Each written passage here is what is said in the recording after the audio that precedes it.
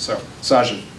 Michael, your theory of disruptive innovation when applied to industries identifies winners, those that have embraced or the disruptive innovators, and then losers, typically incumbents that have not failed to embrace it. When you apply it to education, online learning and some forms of blended learning are the disruptive innovators, the winners. Who do you guys then see as the losers in education as a result to the theory?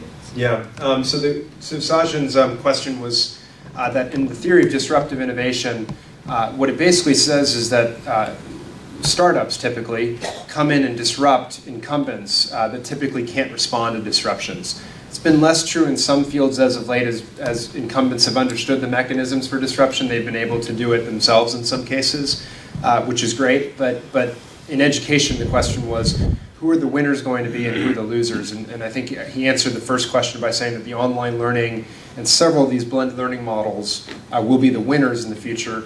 Who will the losers be? My sense is, and we just put out a paper, as you know, about a week ago, talking about this, which I'll unabashedly say is actually my favorite thing I've written since disrupting class. Because it was just really enormously clarifying for me to think through it. In which we basically very clearly said we do not see online learning disrupting schools. Schools will still be the future. What we see is that online learning is disrupting the traditional classroom as we know it. And so that traditional classroom structure in which we've delivered instruction for a traditional class in a factory-based system, I think that's going to fall by the wayside in the long run, particularly in secondary schools. In elementary schools, we see less of a disruption story taking place, but particularly in middle and high schools, my sense is that the traditional classroom, and actually a few of these rotation models in the longer run, will not be the dominant way of schooling. So I think that the station rotation, lab rotation, and flipped classroom models are really sustaining innovations to the traditional classroom and won't be the big future in the long run of learning and sort of represent this hybrid interim stage. My sense is in terms of other losers in this, I think textbook companies are going to have just a very difficult time with it. You already see purchasing behavior changing quite dramatically from saying we want the one curriculum to saying we want to modularize, we want a chunk of this and we want a chunk of that and we want this to be able to package it together for our students in different ways. And so I think that's going to be really quite punishing for students in the future, for textbook companies in the future.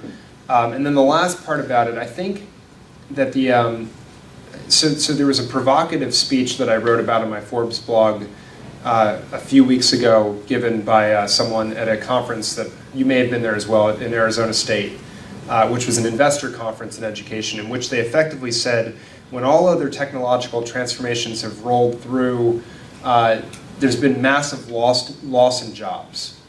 And his conclusion, therefore, was that teachers are on the cutting block.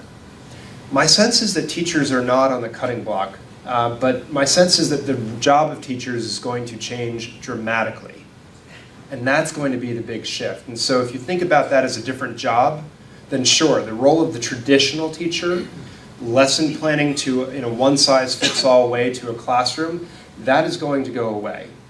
The job of the new teacher, I think, is going to look different in different ways, and we're still learning about that. But I think it's going to be much more around mentoring and motivating and coaching, helping to answer on-demand questions, facilitating small group discussions and projects, assessing and so forth, and being able to help find resources to deal with individual needs as they arise. And my sense is that it will occur much more as teaching as a team sport. So rather than having teaching being a very isolating thing where we close the classroom, you're not with any of your peers during the day, and you're just with 30 students, and you don't get that sense of camaraderie and so forth at your peer level. My sense is in the future, actually, you're going to be working with teams of teachers all the time, where maybe you can specialize in the thing that works best for you, or maybe you'll be in an environment where you're all generalists. I don't know. I think it'll depend on the model. But I think that's actually a really exciting future of where this is going. And you wrote a great piece, and I'll end on this thought, but you wrote a great piece when Waiting for Superman came out about how the problem, in essence, with the movie Waiting for Superman was the title. Because we can't wait for Superman or Batman or Flash or whomever, I think was what your lead was. Because right now we're expecting teachers to do just way too much to educate students in this system. And my sense is that digital learning, as it grows, will allow teachers to really specialize in the things where humans need to be involved, and allow computers to do what ought to be automated. And that's my hope for where this goes ultimately.